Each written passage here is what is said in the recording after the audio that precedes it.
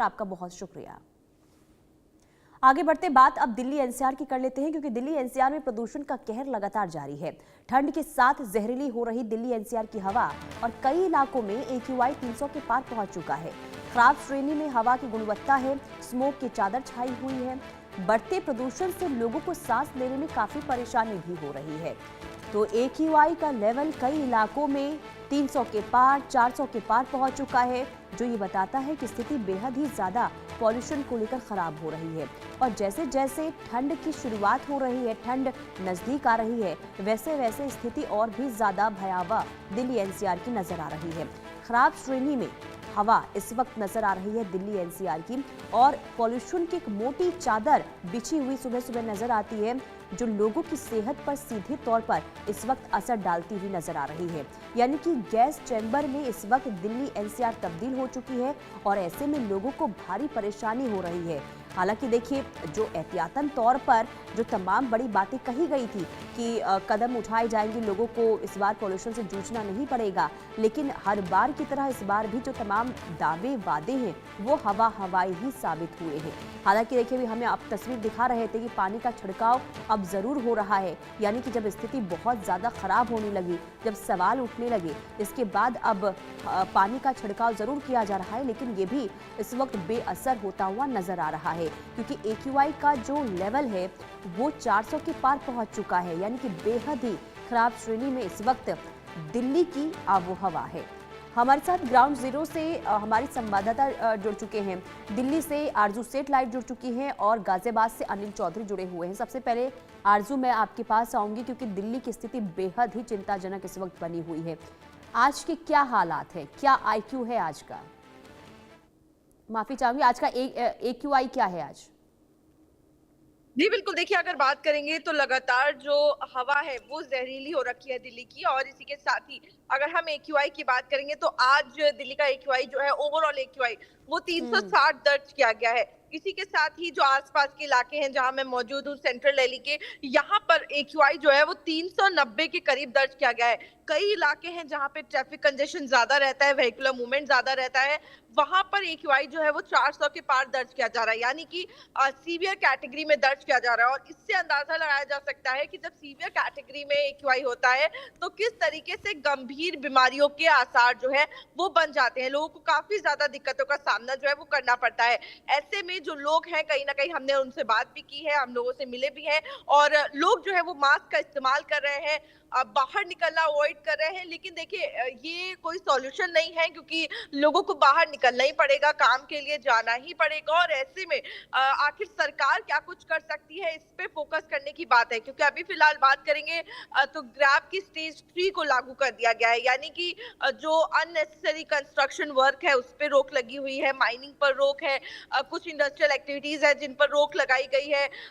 School जो है वो 5th क्लास तक हाइब्रिड मोड में चल रहे हैं, व्हीकल्स पे जो है वो रोक लगी हुई है, BS4, तो कई सारी ऐसी चीजें हैं जिन पर अब रोक लग गई है। लेकिन हालात एक बार फिर से कहीं ना कहीं उसी तरीके के नजर आ रहे हैं।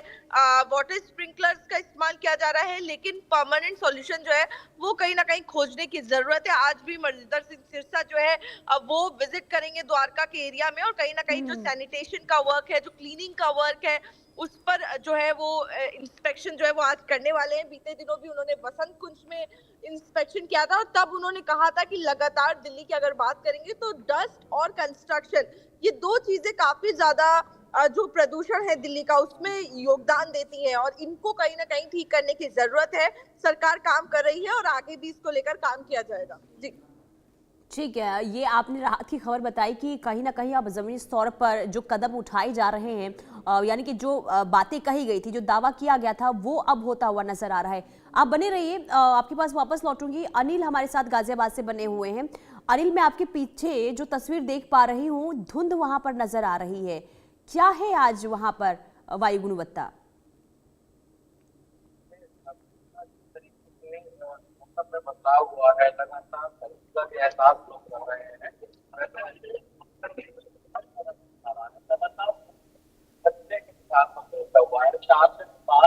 आज का साल का दर्ज किया जा रहा है। तस्वीरें अपने दर्शकों को दिखाए थे, इस तरीके से जो पूरी सड़कों पर देखने को को मिल रही है। ये नेशनल हाईवे 9 को कनेक्ट करने वाली सड़क है। बिल्कुल आगे आप देखेंगे कि जो ऊंची ऊंची इमारतें हैं कहीं ना कहीं आज बढ़ती हुई दिखाई दे रही है। प्रदूषण लगातार अब बढ़ता जा रहा है। हालांकि आज उसमें जनहित याचिका में सुनवाई हुई है।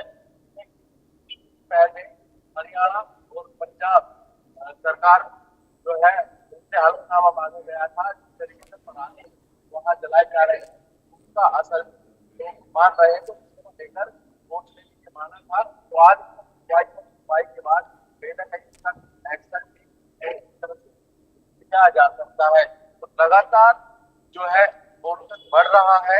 ऐसे में लोगों की सांसों पर कहीं ना कहीं संकट बढ़ता हुआ दिखाई दे रहा है, क्योंकि जिस तरीके से जो है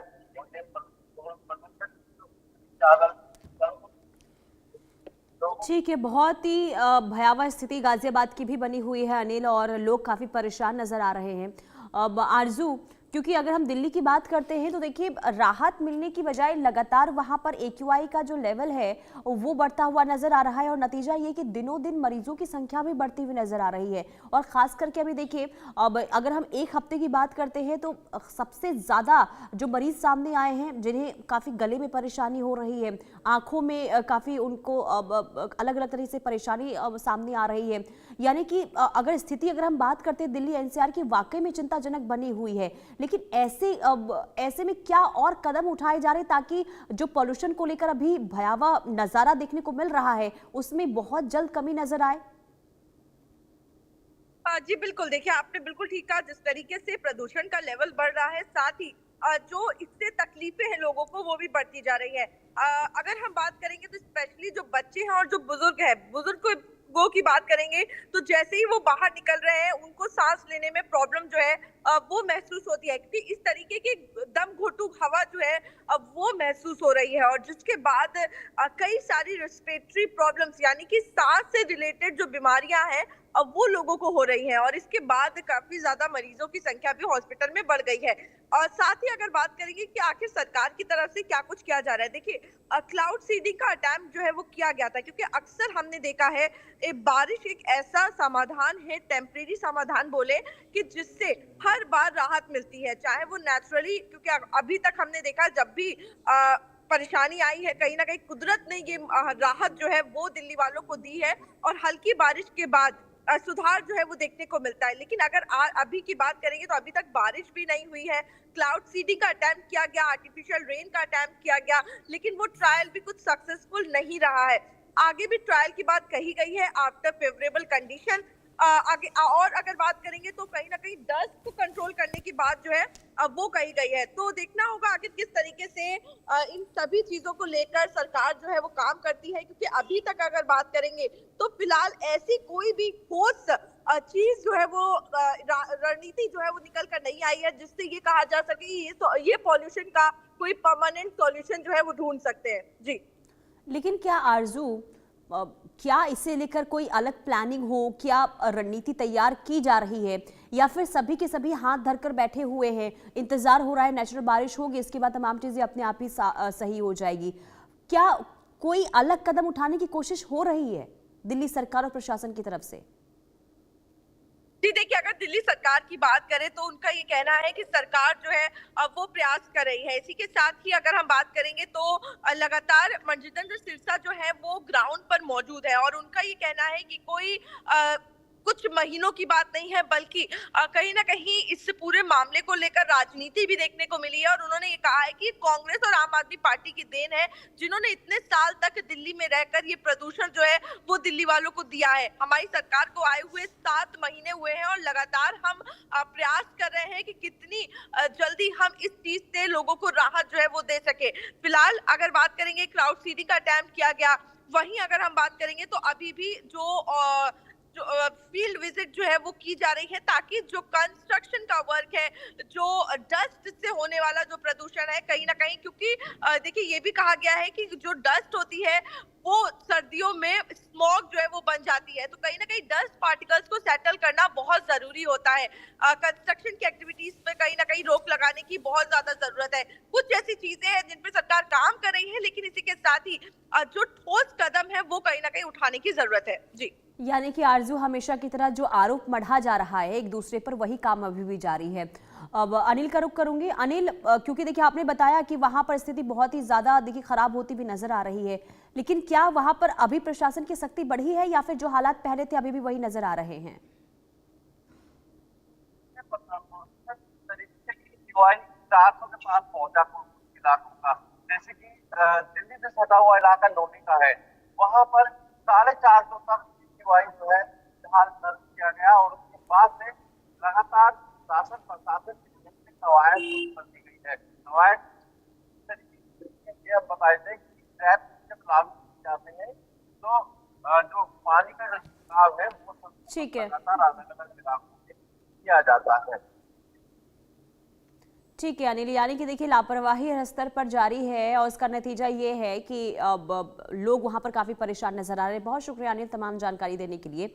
आरजू, मैं आपके पास आऊंगी क्योंकि देखिए अब जिस तरीके से आपने कहा कि सरकार ये कह रही है कि हमें 7 महीने अभी हुए हैं, पिछली सरकार की तरफ से भी कोई कदम नहीं उठाए गए थे, उसका नतीजा ये है कि इस तरीके से स्थिति खराब हो रही है दिल्ली की।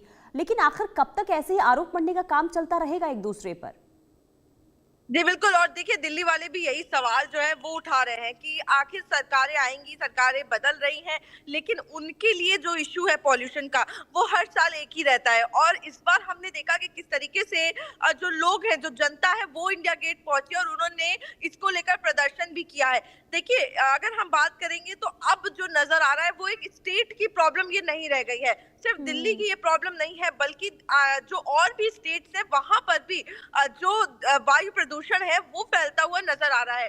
तो ऐसे में सेंट्रल गवर्नमेंट को भी कहीं ना कहीं जागने की जरूरत है और एक रणनीति बनाने की जरूरत है कि आखिर ऐसा क्या कुछ किया जा सके जिससे प्रदूषण जो है वो नियंत्रण में लाया जा सके, वरना आने वाले दिनों में ये प्रॉब्लम बहुत ज्यादा घातक हो सकती है। आप मेरे पीछे देख पा रहे होंगे, लोग जो है वो वॉक कर रहे हैं, उन्होंने भी मास्क जो है वो लगाया हुआ है। ओल्ड एज पीपल है, स्पेशली इन लोगों को, जो इस एज की कैटेगरी के लोग हैं, उनको बहुत ज्यादा ध्यान रखने की जरूरत है।